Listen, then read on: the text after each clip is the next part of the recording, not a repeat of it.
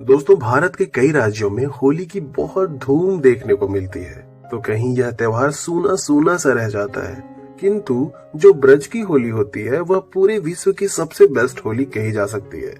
आपको चाहे होली का त्योहार पसंद हो या नहीं, या फिर रंगों से डर लगता हो या नहीं, लेकिन जीवन में एक बार ब्रज की होली देखने का अवश्य चांस मिलना चाहिए, या फिर जिंदगी में एक बार आपको ब्रज की होली जरूर देखनी चाहिए।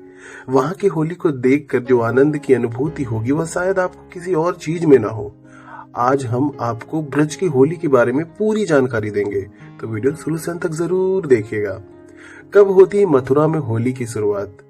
देश के ज्यादातर भागों में केवल धुलंडी वाले दिन ही रंग उड़ाने और होली खेलने की परंपरा है।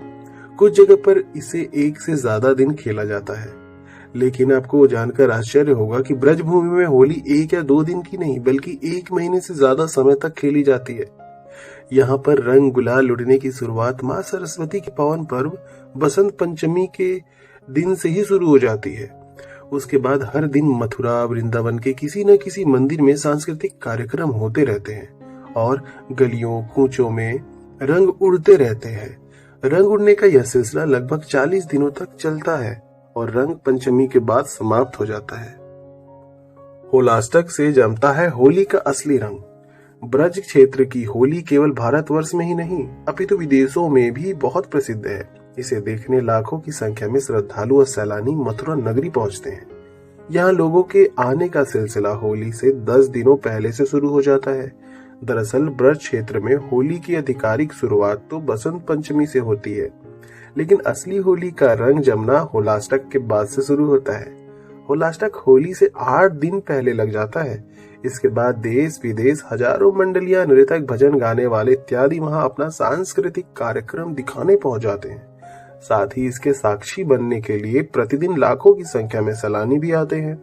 कुल मिलाकर यह कह सकते हैं कि बसंत पंचमी से होली की जो शुरुआत होती है वह होलाष्टक में अपने चरम पर पहुंच जाती है। इस समय आपको हर गली कूचों, मंदिरों, घरों इत्यादि से रंग गुलाल उड़ते दिखेंगे। कब कहां से आपके ऊपर रंग आकर लग जाए आपको पता भी नहीं चल पाएगा। ब्रज क्षेत्र में होली के होने वाले कार्यक्रम के बारे में भी जान लें। होलाष्टक लगते ही ब्रज क्षेत्र में खेली जाने वाली विभिन्न होली के उत्सवों का कैलेंडर निकाल दिया जाता है। इसमें लिखा होता है कि ब्रज के किस क्षेत्र में किस दिन कौन सी होली खेली जाएगी, ताकि भक्त अपनी सुविधा अनुसार वहां जा सके। अब है पहले नंबर पे बरसाने की लड्डू वाली होली। क्या आपने आज तक लड्डुओं की होली खेली है? यदि नहीं तो आपको यह होली बरसाने के श्री जी मंदिर में देखने को मिलेगी। श्री जी राजधानी का एक भव्य मंदिर है। यहाँ पर भक्तों के ऊपर लड्डुओं की बरसात कर दी जाती है।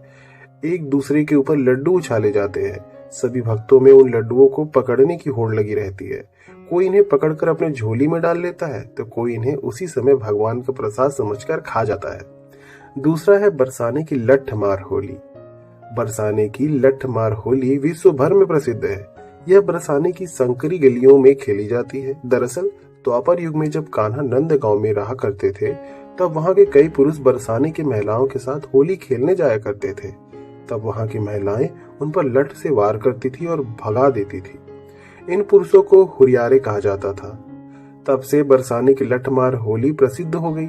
इसमें नंदगांव से हुरियारे भाग लेते हैं तो बरसाने की महिलाओं के हाथों में बांस के बड़े बड़े लठ होते हैं, जिन्हें वे पुरुष पर बरसाती हैं, पुरुषों पर, और फिर वही पुरुषों के पास इन लट्ठों से वार से बचने के लिए ढाल होती है, जहां उस ढाल से वो पुरुष उन लट्ठों से बचने की कोशिश करते रहते हैं।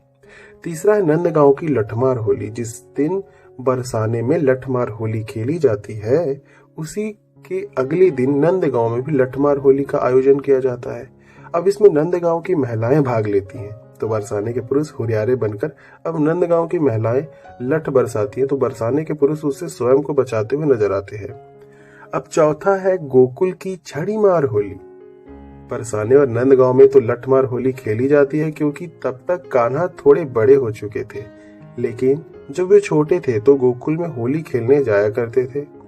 तब लट्ठों की मार से कान्हा को चोट लग सकती थी, इसलिए वहां की महिलाएं छड़ी से कान्हा को पीटा करती थी और भगाती थी। बस तभी से गोकुल की छड़ी मार होली भी बहुत प्रसिद्ध है। अब पांचवा है वृंदावन की फूलों की होली। वृंदावन में फूलों की होली भी बहुत प्रसिद्ध है। यह ज्यादातर सभी मंदिरों में बड़ी ही धूमधाम के साथ खेली जाती है।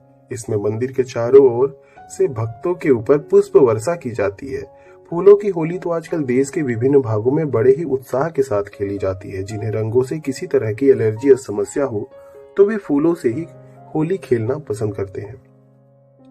अब छठा है बांके बिहारी मंदिर की रंग भरनी एकादशी। इसके बाद आता है मुख्य रंगों के त्योहार का आधिकारिक आयोजन। श्री कृष्ण का सबसे मुख्य और प्रसिद्ध मंदिर है वृंदावन में स्थित बांके बिहारी जी का मंदिर। रंग भरनी एकादशी के दिन यहाँ मुख्य कार्यक्रम का आयोजन किया जाता है, जिसे देखने लाखों की संख्या में श्रद्धालु पहुंच जाते हैं। इस दिन रंगों का जो गुब्बार उठता है वह देखते ही आंखें चौंधिया उठती है। चारों ओर से विभिन्न रंगों के बादल ही बादल नजर आते हैं। आप इस दिन कुछ भी करके स्वयं को रंगों से बचा ही नहीं सकते। आपका शरीर एक भी नहीं जगह ऐसा होगा जो रंगों से सराबोर न हो जाए। कुछ ऐसी ही होली इस दिन खेली जाती है। यह सब कार्यक्रम होली के मुख्य दिन से पहले ही आयोजित कर लिए जाते हैं। होलिका दहन वाले दिन तक ज्यादातर सभी सैलानी अपने परिवार वालों के साथ होली खेलने के लिए अपने अपने घरों को निकल जाते हैं। होली वाले दिन वहां ज्यादातर स्थानीय लोग और कुछ कृष्ण भक्त ही बच जाते हैं। तो ये थी होली खेलने की पूरी जो कथा है, सार है, और किस तरीके से भारत में होली खेली जाती है वृंदावन में या फिर मथुरा में। ऐसे ही और भी त्योहारों पर आधारित, भक्तिमय कथाओं पर आधारित वीडियोस के लिए हमारे चैनल पर नए हैं तो चैनल सब्सक्राइब जरूर करें। माता रानी आप पर, आपके पूरे परिवार पर सदैव कृपा बनाए रखे। जय माता दी।